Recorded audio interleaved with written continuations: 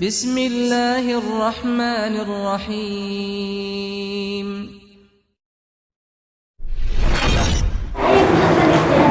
बिस्मिल्लाहिर्रहमानिर्रहीम। आज हम इंशाअल्लाहुल अज़ीज़ मखरज नंबर 10 का मफ़हूम समझेंगे। इससे पहले आपने मखरज नंबर 9 पढ़ा। मखरज नंबर 9 और 10, जिस बंदे को मखरज नंबर 9 की समझ आ गई है, मखरज नंबर 10 समझना उसके लिए कोई मुश्किल नहीं है। अगर मैं सवाल करूं कि मखरज नंबर 9 क्या है, तो क्या जवाब मिलेगा मुझे? जी,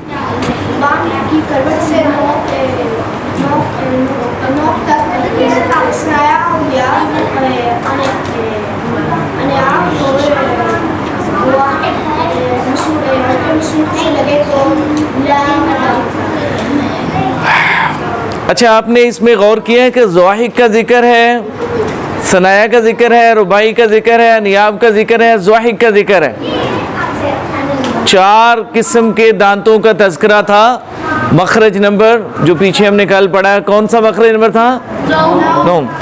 अब मखरज नंबर जो 10 है, मखरज नंबर 10 है, इसमें सेम वही है सब कुछ, लेकिन सिर्फ एक चीज़ ज़वाहिक नहीं है।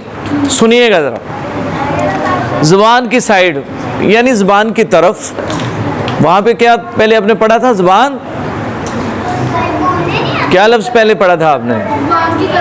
करवट। करवट साइड एक ही बात है, साइड करवट। तो ज़ुबान की करवट ही समझें आप। ज़ुबान की करवट नोके ज़ुबान समेत, उसमें भी नोके ज़ुबान का तज़किरा था भाई, ज़ुबान की नोक का बयान था ना उसमें भी, यहाँ तक तो देखें कॉमन है। नेक्स्ट, सनाया, रुबाई और अनियाब के मसूड़ों से लगे, ज़ुबान की साइड लगे। ज़ुबान की साइड की बात हो रही है। ज़ुबान की साइड का वो वाला हिस्सा जो नोक के पास वाला है, नोक भी अंदर शामिल हो गई ज़ुबान की।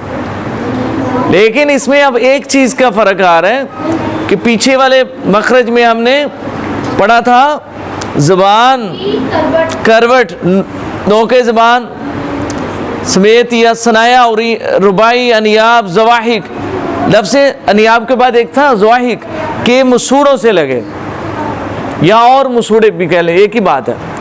और का लफ्ज़ आ गया है तो वहाँ भी मुराद यही है कि मसूड़ों से टच करना है, मसूड़ों से टच होना है। ठीक है, इसको क्लियर कर लें अगर लिखने में कुछ फ़र्क है तो। इसलिए आप उसको समझ लें कि सिर्फ हमने इसमें ज़वाहिक शामिल नहीं किए, वो जो दाढ़े हैं उनको शामिल नहीं किया, जो इब्तदाई वाले सनाया सामने के, उसके साथ वाले रुबाई और उसके साथ वाले अनियाब, ये वाला हिस्सा कवर कर रहा है। इनके मसूड़ों से टच होनी है ज़ुबान की क्या करवट और ज़ुबान की नोक समेत वाला ये हिस्सा। तो क्या अदा होगा? नून। अब इसको आप साकिन करके पढ़ेंगे तो अन, अन करें ज़रा। आप देखें ज़ुबान कहाँ पे टिकी हुई है, बोलिए ज़रा। अन, अन। अब ये ज़ुबान टिकी अन, तो ये ज़ुबान की सामने की नोक भी इसमें हो रही है शामिल, और कहाँ पे मस हो रही है? ये सारे एरिया को, जिस एरिया का हमने तज़किरा किया है, वो कौन सा एरिया है? सनाया का है, रुबाई का है, अनियाब का है। अंडरस्टैंड? मेरा ख्याल है समझ गए आप। अब इसको अगर लंबा करके पढ़ेंगे, नू, नून, बोलिए।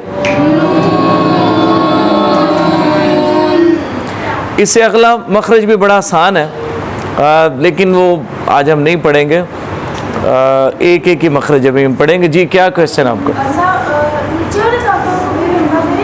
ऊपर वाले की बात हो रही है, ऊपर वाले। जी जी, ऊपर वाले।